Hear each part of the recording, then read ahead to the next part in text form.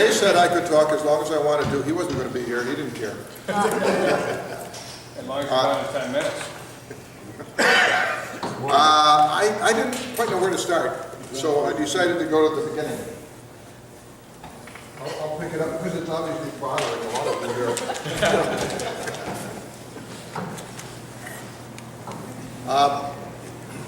There's a lot of Samuel Packards in our family, including my grandson, most recently. So, Grandpa Samuel Packard, a few generations earlier, arrived on the Diligent from England in Boston in 1638. So that was not the Mayflower in those days, but the Diligent was good. Anyway, shortly after that married Anne Leach, who, however, did arrive on the Mayflower in 1620. So I can claim to have a Mayflower connection, and I'm hoping someday that I get into a society where that's of some value to me. Seems to be carrying a lot here. Yeah, I got at least one ooh from me, so. I used to talk about it at CPA meetings all the time. Boy, how the eyes glazed over. Well, with $5, that information will get you a cup of coffee at Starbucks. A couple of facts about Sam that may have been passed down through time. First, he served as a selectman in Weymouth from 1654 to 1664, an experience that I had in Suffield in the early 1990s. Not for 10 years. 2 was a good enough sentence. Secondly, Sam had 12 children who survived, and 2 more, a set of twins who did not. How many wives? Did he say more than one? I don't remember how many wives survived. I don't remember seeing that. Flo and I only had 5 children, but that was plenty. Although 13 grandchildren are a lot of fun now. They go home, you know, at the end of the day. So, they give us a lot of great pleasure, so they're good. So you can see why the Packard name is so prevalent in New England, especially in the eastern Massachusetts area. If you spend any time in that area, when you have that many children in the 1600s, they grow quickly as a family. So now remember, we're talking the 17th century here. Smallpox, witchcraft, Indians. Life was hard. Sort of was. No offense.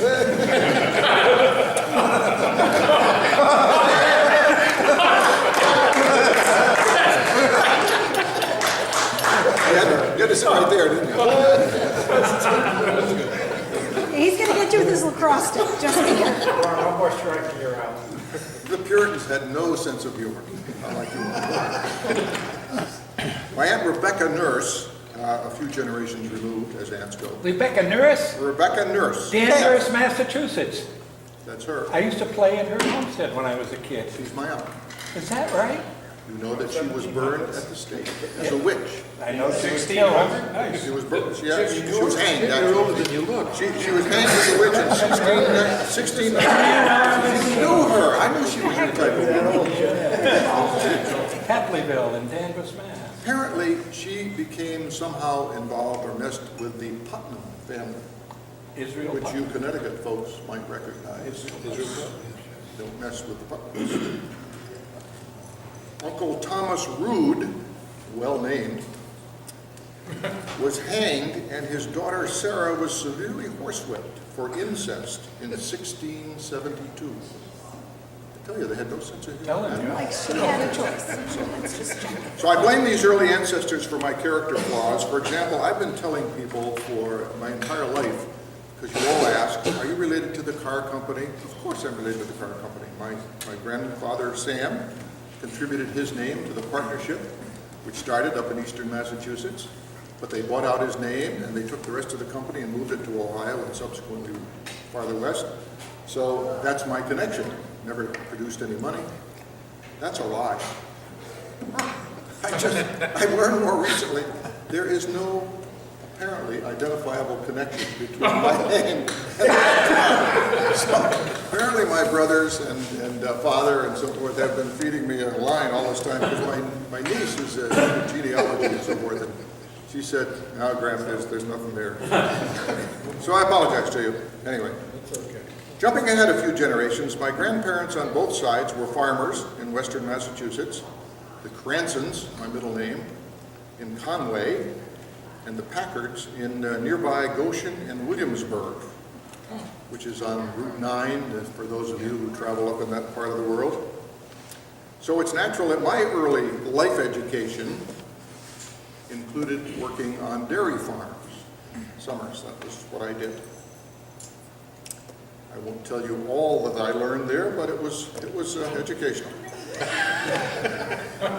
My father was a postmaster and proprietor of the only store in Worthington, Mass. My mother clerked in the post office and handled the money in the store. Maybe that's my becoming an accountant had something to do with her money handling skills, I don't know.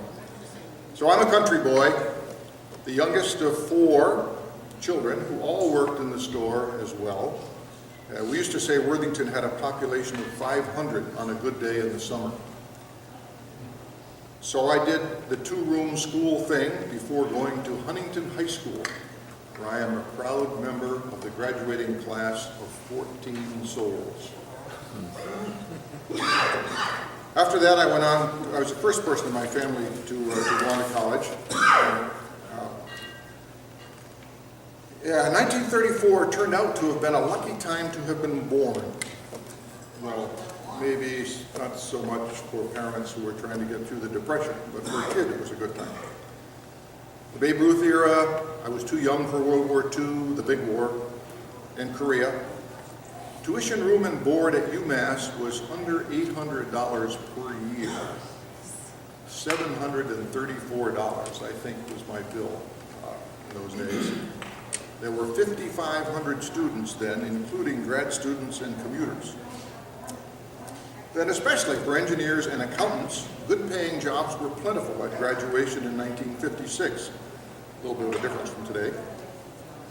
I started work as a public accountant / auditor in Philadelphia at the grand sum of $360 per month, which is a lot more than my much brighter female classmates got, I'll tell you, in those days. A good friend, Burl Keys, I'll never forget, she started out at $300 a month, same office, same firm. After a year there, I left to fulfill my 3-year ROTC commitment in the Air Force. I needed money in college to get by, so I had joined the Air Force, ROTC, because they paid us in those days for that, which is good, but then you had to go in active duty, not so good. Following navigator training in Texas, I spent my time at Dover, Delaware, flying missiles, liquid oxygen tanks, and general freight to bases in Europe, and sometimes, as today, bringing back dead bodies. That was a Cold War era, so we were the Russians were the bad guys in those days, so we were bringing all this gear for missiles and whatever into Europe in defense. And we also practiced low-level flying so that we could fly through the strip into Berlin, Berlin airlift. So that was the time that I honed my golf game while not flying and developed a love for travel, something Flo and I have really enjoyed since. I can say that because I was in a new airplane. You'll tell me when I should shut up, Don, won't you? You said you would. Okay. A new aircraft, and we were forever breaking down. So we spent anywhere from 2 days to 2 weeks in Europe. And so while we were waiting for parts, we could go wherever we wanted to go. So that's how we learned to travel. That was kind of educational too. Anyway, I also developed at that time a serious distaste for the military and the waste of taxpayer dollars that I saw every year.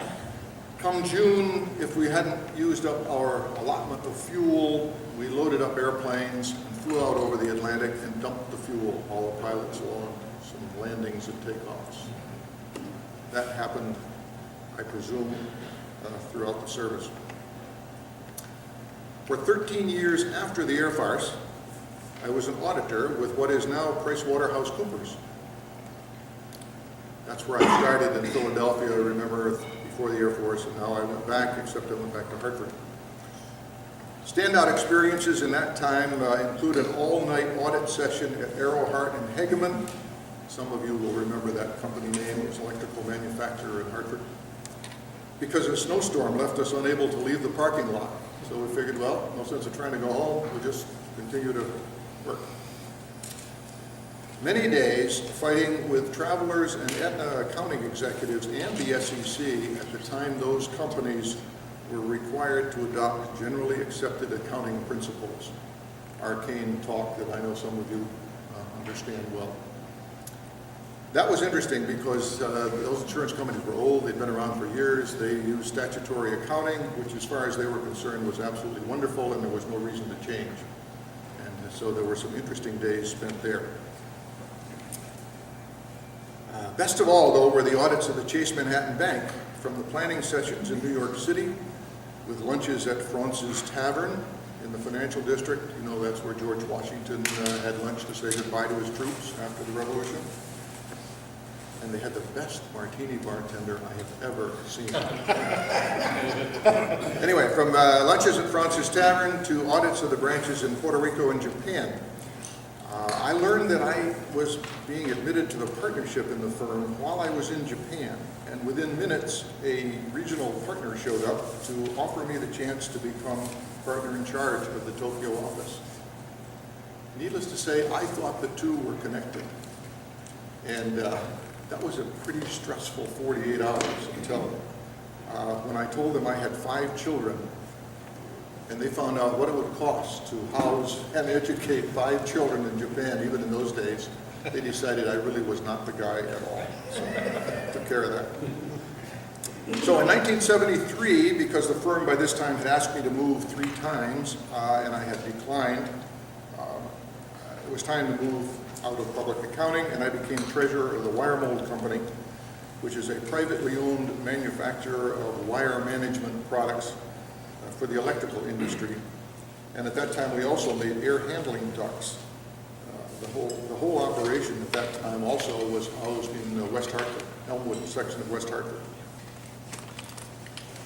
Over the next 18 years, the company grew substantially. We acquired a number of subsidiaries. We introduced plastic product to complement the basic steel offerings that the company had been into for the previous 75 or 100 years. And we exited the auto OEM and air conditioning duct businesses and thereby generally prospered. For those of you who haven't been a supplier to the auto industry, that's an experience that I wouldn't put on my bucket list if I were you. So it's tough. So anyway, that prosperity allowed me to retire in 1991 when our youngest son graduated from college, and it gave me the opportunity to form our own independent political party with Sam Fuller's help as our treasurer, and run successfully for Suffield's first selectman. That's when I discovered that the customer service lessons and the business expertise I had learned over the previous 30 years, by the way, Don helped in that process, I should say that.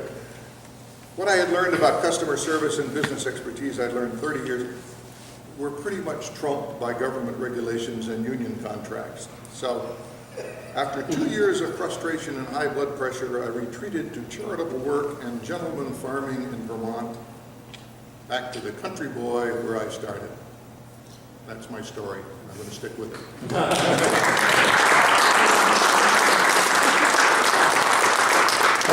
We have questions. I knew there'd be questions. Flo, I love it. what's the story on Flo? Flo and I met in high school. She's one of the 14? Like, there's a problem. What? She was one of the 14? That's What a that. scam. Neither one of us had a lot of choices, as you can see. Don't listen that carefully. That could get you in trouble. Which is much more difficult for her than me. But yeah, and we dated then, and we dated through college pretty much, and got married between my junior and senior years of college. And she supported me thereafter until I got through school. So, and we've been together since, so 57 plus years. You and I have that in common too. I met my first wife in high school. You haven't found the second one yet? She was in kindergarten. fun. That it? So, Thank you. Thanks for listening.